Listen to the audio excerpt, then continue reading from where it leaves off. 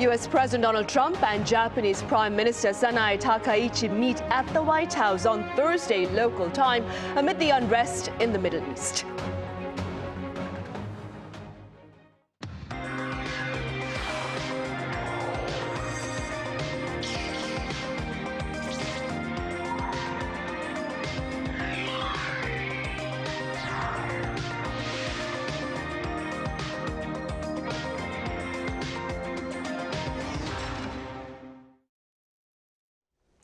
Hello and welcome to Press Perspective for this Friday, March 20th here in Seoul. I'm Min Sun-hee.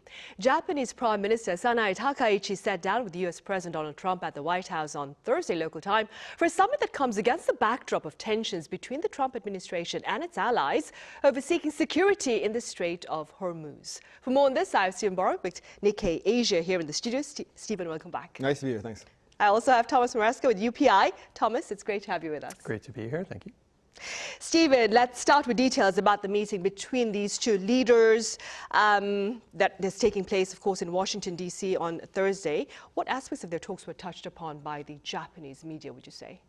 Well, Trump referred to Japan as stepping up to the plate, which I don't think was a reference to the recent World Baseball Classic, but it was very cordial. I mean, Trump mentioned that he had gotten tremendous support from Japan, and he talked up their relationship a lot. And as a lot of foreign leaders who meet with Trump tend to do, Takaichi was very complimentary, and she said that Trump was. I think the quote was, she said he was something like the only person who could bring peace to the world, and all very kind of building him up in the way that I think like the standard diplomatic playbook is that it's wise to.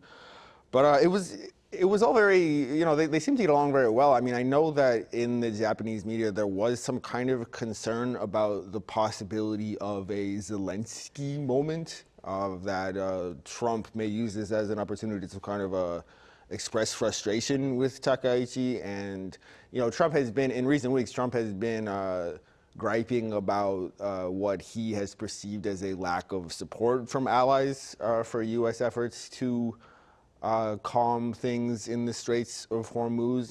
He said that it's in these own countries' best interests to show some courage or some resolve and to get involved here.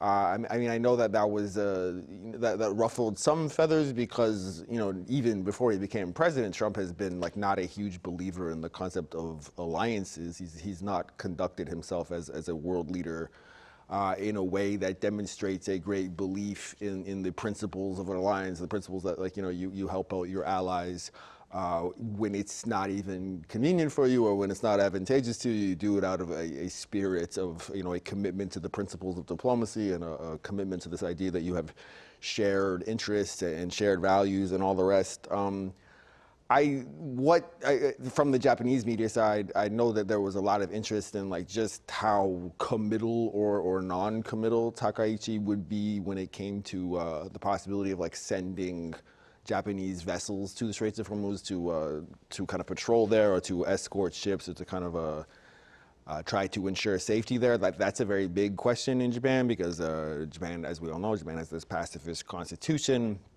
It's like legally bound to not undertake military operations that are seen as aggressive or that are seen as participating in wars. It's only on a kind of self-defense basis. So we didn't seem to get any, I mean, I guess if you're on both sides, you have to be fairly satisfied with the outcome as we understand it so far, because there was not any kind of binding agreement, but everybody came out, not having lost face. Everybody came out like putting forth a kind of a unified posture. And, given the kind of trepidation there was in some corners of Japanese media and government and society, I think this is probably a pretty good outcome, one that people are at least tentatively satisfied with. Right. That being said then, Thomas, what can you tell us about the focus of the American media of this latest summit between the leaders of the U.S. and Japan? I would say a lot of the American coverage at least started with Trump's surprising comments during their conversation or during the question and answer period when he was asked basically, why didn't you share the war plans with your allies? And he said it was I don't have the exact quote, but we wanted the element of surprise. Then he mentioned Japan knows something about that and brought up Pearl Harbor, which, Takaichi's response was clearly one that was sort of focused on as well, where you could see her sort of visibly react to it, sort of widen her eyes and stiffen up a bit.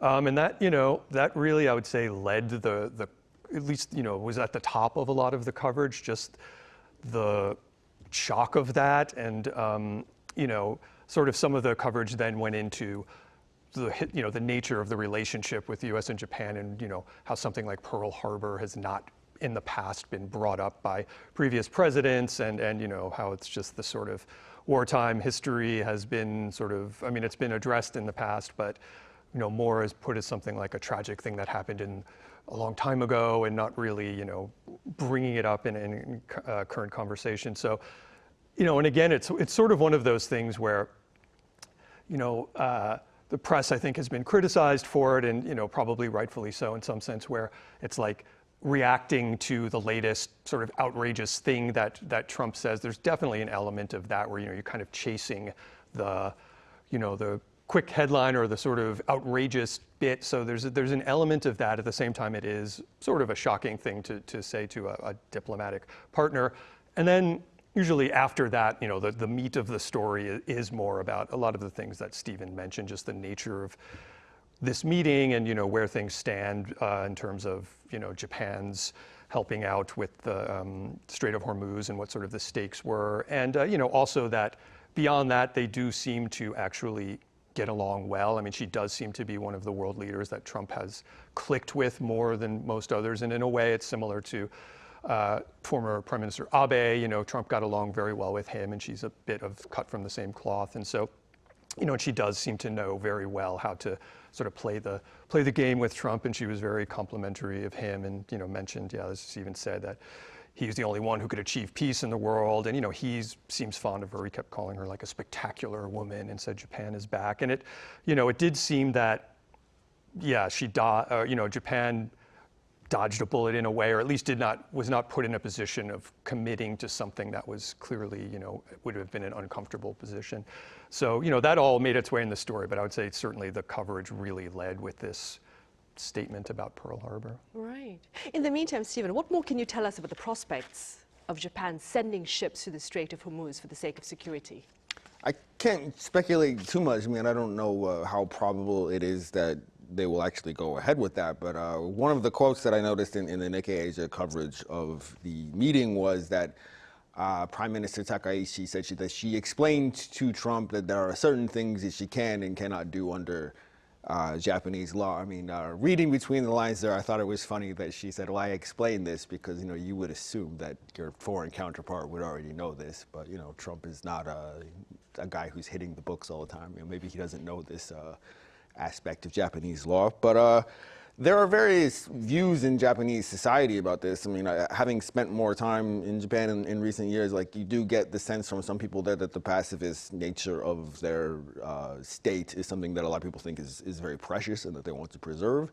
And then there's another portion of the society who thinks that it's kind of outdated, and that as a kind of middle power, Japan, to fully realize its influence, Japan ought to more fully embrace being a military power. It's definitely increased its defense budget in recent years, if I'm not mistaken. But one thing, the one kind of prominent institutional voice in Japan that's really come out in favor of Japan dispatching vessels to the Middle East is the Sankei Shimbun newspaper. It's a very right-wing kind of paper. And, they published an editorial arguing for this, which I thought it's the kind of editorial where even if you don't agree with what the conclusion that they come to, they do make a pretty reasonable case for it. It is a kind of fairly well-argued piece. And they just point to the fact that Japan, like South Korea, is very dependent on energy imports. This is a non-petroleum producing country with a big manufacturing sector. They are very vulnerable to any kind of geopolitical shock, particularly in the Middle East, because that's where they source a lot of their crude oil from. There's not a lot, and a lot of their liquid natural gas. There's not a lot of immediately available alternatives. And the Sankei editorial, just the case that they made was that Japan can exercise military functions when it finds it's as what they call an exercise of collective self-defense, when the country is in what they deem to be a situation that threatens their survival. And so the Sankei Shimbun's case, which you could call, premature or perhaps a bit alarmist, argues that the situation as we see it now in the Middle East is a situation that could rise to the level of threatening Japan's survival just because it relies on these imports so severely. At the moment, I think that, like so many conversations about this war, all come down to the same conclusion of just we don't really know what this is going to mean. It all depends on how long if this is protracted. If you want to fund Google exercise, go and Google Iran Janggihwa in Korean, and like every Korean news article is like, but if Janggihwa being the Korean word for protraction or something being elongated, if this goes on for a long time. So I really think that like the time is the key variable now. I think at least in the present, because Japan and South Korea have fairly big energy reserves, this conversation is not super urgent yet. But if this scenario is prolonged, if oil prices continue to go up, then I think the kind of argument presented by the Sankei will gain traction, and the conversation in Japan may kind of turn more in that direction. But just got to be clear that I'm not making a prediction. I don't actually know. Right, for sure. And with regard to South Korea, Thomas, what have you been hearing with regard to the Lee Jae-myung administration's potential response to Mr. Trump's request for warships in the Strait of Hormuz for security? Yeah, similarly, I mean, I think it is at this point, we've just seen a lot of it almost is like stalling for time, not committing. Most of the official statements that have come out of the president's office and the Ministry of Defense have sort of said, there's been no official request to send ships. Cho Hyun, the foreign minister, was briefing the National Assembly about it, and he had these very kind of, I think he said one could say it is a request or not, just this very neither here nor there. And it does feel like, most allies in general, and certainly, South Korea is in a similar position to Japan as far as being vulnerable to obviously a Middle East, disruption of its oil flow. I don't know the exact number. I've seen different figures, but I think it's something like 70% of the oil from for South Korea comes from the Middle East. So there is a vulnerability to it, but yeah, it's a sense of, can we not commit to something, is this going to be over soon or not? So I think there's been that sense of it. And certainly with this Takaichi meeting with Trump, I think there was some concern that, it's if what she says, or what she commits to would put South Korea in a, it's almost like a prisoner's dilemma situation or something, like who's going to be the first to go. So I think the sense that she kept it in this kind of, it's sort of a vague sense of, committing to something, but not exactly, saying what that means or sending warships. I mean, so I think South Korea maybe is breathing a sigh of relief with that. But, it certainly is, it's a really difficult situation. I mean, South Korea is vulnerable, and, you've got the, Washington relationship that you have to worry about. And Trump, South Korea was one of the countries that Trump named in his social media post about these countries should step up, and it was like Japan and South Korea and UK and a couple others. But at the same time, South Korea also has its own interests, and especially in that Gulf region. And it just, within recent years, I think South Korea has been trying to strengthen its own, presence there, and there's a lot of investments, and so I think it's also Seoul is walking that line of not trying to, come down too strongly on one side or the other. Both parties have pointed out it would require parliamentary approval to send, warships there. So I think, it's still at this point is this sense of let's wait and see. But, obviously if it does continue to draw out, what does that look like? And maybe it is something, if you can avoid sending warships, if it's like escorts or mine clearing or intelligence gathering types of contributions. But yeah, I think it is a really tricky situation to be in. Right. In the meantime, Stephen, Mr. Trump kept his appointment with his Japanese counterpart, but he postponed that with his Chinese counterpart. There are quite a number of pundits who are choosing to read deeper into the optics of this diplomatic decision, if you will. What are your thoughts? Well, I wish I was a more educated observer of the inner workings of the Chinese state. But the first thing I would say is, before I answer that, is in weighing those two things, we probably should mention that Takaichi traveled to Washington, so it was easier for Trump to just receive her there. than it would be for Trump to travel to China. I mean, I know that all overseas trips by U.S. presidents involve, are a very broad and cumbersome endeavor. And I think going to China must be a particularly challenging one. There must be a lot of security and a lot of intelligence things that need to be considered. The question that this raises for me is whether or not China would interpret this as a slight. Is the leadership in Beijing, are they going to interpret this as like this is a sign from Trump that he does not adequately value their relationship? Is this, just the way you would think about a friend who cancels a dinner on you at the last minute? Is this inconsiderate? Are you not, valuing my time? Are you not valuing like the, what I've invested in this relationship? I can't speak to that, but I'd love to be a fly on the wall in Beijing and hear their reaction to that on a candid sort of basis. We know that in China, like all kinds of officialdom, whether that be domestic matters or foreign policy matters, carry a lot of symbolism. It's like where do you greet someone, and what facility do you use, and like where does everybody sit at the table? There's a whole industry of people who study these things in China, as people once did in the Soviet Union, and it's all very fascinating. So you have to assume that the Chinese leadership will not simply shrug this off. They will not see this as being totally inconsequential, but the question will be just how serious do they consider this to be? I would say that the Chinese leadership is nothing if not prudent. I mean, I don't think they let perceptions of a slight or like matters of pride like motivate their behavior in a really like short term or emotional kind of way. I think that they would recognize that in the current global order, Trump has shown himself to be not at all shy about inflicting different kinds of instability or of being disruptive to the world economy in any number of ways. We've seen tariffs, we've seen military operations in a number of different countries.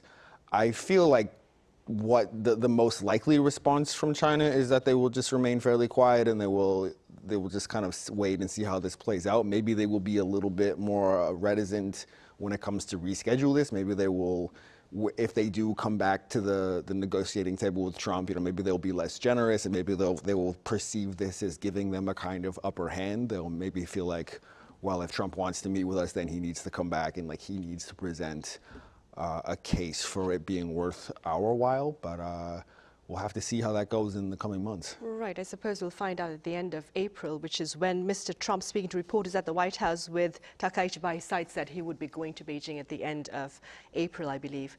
Thomas, the Trump administration, it noted its first case of dissent, if you will, with regard to the military operation against Iran. Could you tell us a bit more about that?